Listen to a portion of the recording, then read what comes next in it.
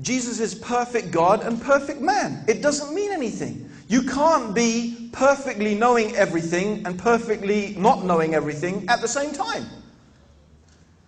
And for someone who often says, well, God can do anything, of course there are many replies to that.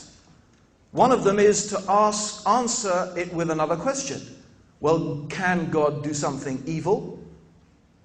If He's a good God, and He is a God who is all good, can He do evil?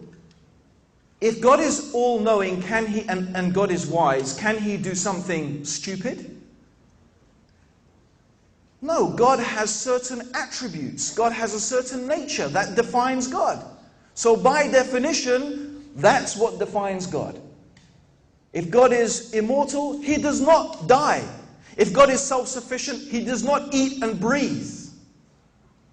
And we have too many descriptions in the gospel of Jesus, of His mortality. Of course, according to Christian theology, He dies on the cross. He's killed. Can you kill God?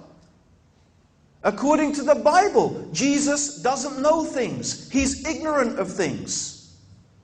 He is weak. He forgets. He's human. He eats. He walks in the marketplace. He breathes air. This is Jesus. There's one amazing example that is so clear. It's the famous example of the fig tree, that one day Jesus is riding on a donkey. Think about it. Does God ride on a donkey? And He sees a fig tree and He feels hungry. So God is hungry. And He wants to eat some figs. So He goes to the fig tree and He finds there's no figs on the tree. That means from the donkey to the fig tree, He couldn't see whether there were figs or not. Is that someone who sees everything? He didn't even know there were no figs on the tree. And it becomes more surprising because when there were no figs on the tree, it says, because it wasn't the season for figs. So He didn't even know when the seasons were, and He's supposed to be the creator of the seasons.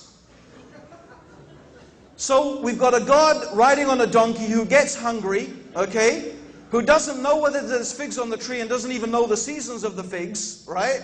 And when he sees there's no figs on the tree, he gets so upset, he curses the fig tree and it withers and dies.